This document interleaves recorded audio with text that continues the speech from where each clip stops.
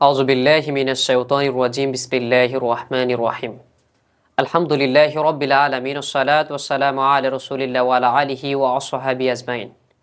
সম্মানিত দর্শক শ্রোতা মণ্ডলী, যে যেখান থেকে আজকের এই ভিডিও উপভোগ করছেন সবাইকে রঘুনাথপুর হর্নাকুণ্ড ওয়েলফেয়ার অ্যাসোসিয়েশনের পক্ষ থেকে জানাই অভিনন্দন, সুস্বাগত, মোবারকবাদ ও সালাম। আসসালামু আলাইকুম ওয়া রাহমাতুল্লাহ। সম্মানিত দর্শক শ্রোতা মণ্ডলী, আমি আজকে আলোচনা করব ঈমান নিয়ে। মানুষের ঐকান্তিক বাসনা পূরণ করার জন্য সর্বপ্রথম যেটা দরকার সেটা হচ্ছে ঈমান।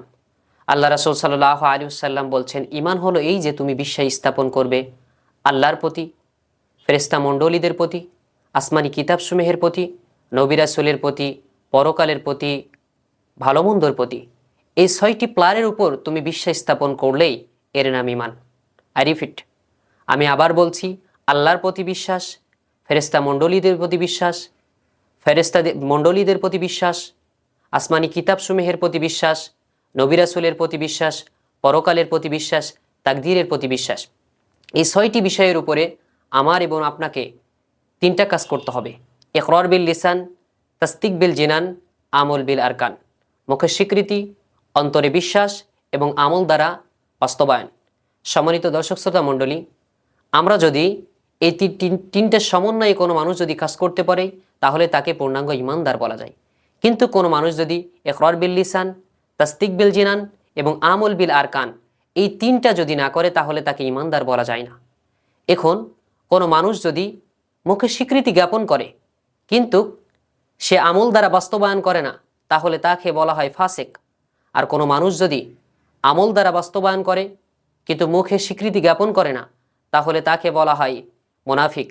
আর যদি এই ইকরার বিল লিসান, তাসদিক বিল জিনান, আমল বিল আরকান এই ৩টার কোনো একটা যদি না করে, ৩টাই যদি না করে তাহলে তাকে কাফির বলা হয়। সম্মানিত দর্শক শ্রোতা মণ্ডলী, আল্লাহ সুবহানাহু ওয়া তাআলা এবং রাসূল সাল্লাল্লাহু আলাইহি ওয়াসাল্লাম বলছেন, রাসূলুল্লাহ সাল্লাল্লাহু আলাইহি ওয়াসাল্লাম হাদিস শরীফের ভিতর বলছেন, আখলিস দীনাকা ইয়াকফিকাল আমালুল কলিল। হে মুমিনগণ, হে মানুষগণ, তার উম্মতদেরকে সতর্ক করছেন, তোমরা হচ্ছে তোমাদের ঈমানটাকে পরিশুদ্ধ করো, তাহলে তোমাদের অল্প আমলই নাজাতের জন্য যথেষ্ট হবে।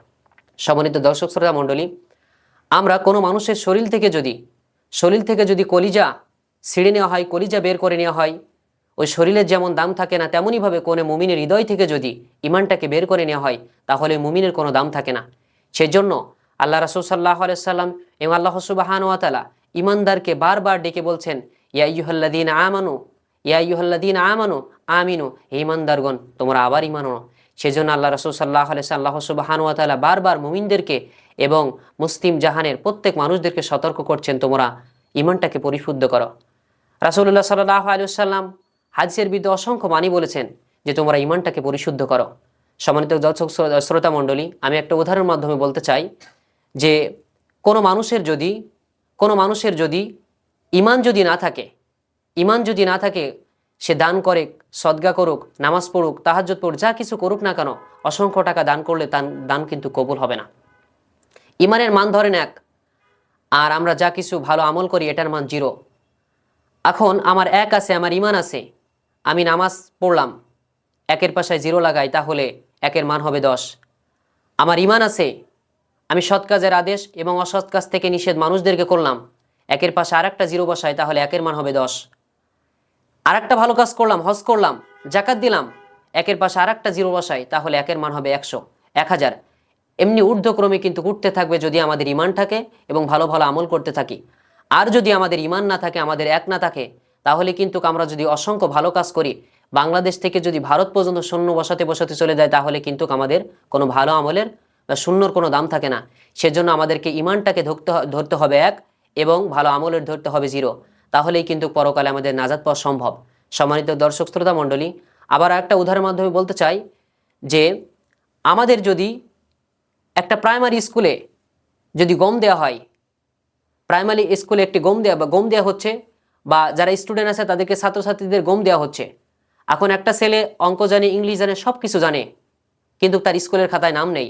আর একটা ছেলে বাংলা অল্প পড়তে জানে, গণিত অল্প পারে, কিন্তু তার স্কুলের খাতায় নাম আছে।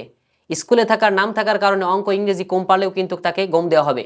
আর যদি যে ছেলেটা ইংলিশ পারে, অঙ্ক পারে, সব কিছু ভালোভাবে পারে, কিন্তু তার স্কুলের খাতায় নাম নেই, সেজন্য তিনি গম পাবেন না। তেমনইভাবে রাসূলুল্লাহ সাল্লাল্লাহু আলাইহি ওয়াসাল্লাম যে হাদিসটা বলছেন আখলিস দীনাকা ইয়াকফি আমালুল কলিল, যে তোমাদের ঈমানটাকে পরিশুদ্ধ করো, তাহলে অল্প আমলই কিন্তু নাজাতের জন্য যথেষ্ট হবে। সেজন্য আমার এই ভিডিওর থেকে, আমার এই বার্তা থেকে সকলের প্রতি প্রত্যাশা থাকবে যে আমাদের ঈমানটাকে পরিশুদ্ধ করি। আল্লাহ সুবহানাহু ওয়া তাআলা সকলকে যেন আমাদের ঈমান নিয়ে টিকে থাকতে, ঈমান নিয়ে বেঁচে থেকে এবং ঈমানের সহিত যেন কবরে যেতে আল্লাহ সুবহানাহু ওয়া তাআলা সকলকে তৌফিক এনায়েত করুক। আখিরু দাওয়ানা আলহামদুলিল্লাহি রাব্বিল আলামিন। আসসালামু আলাইকুম ওয়া রাহমাতুল্লাহ।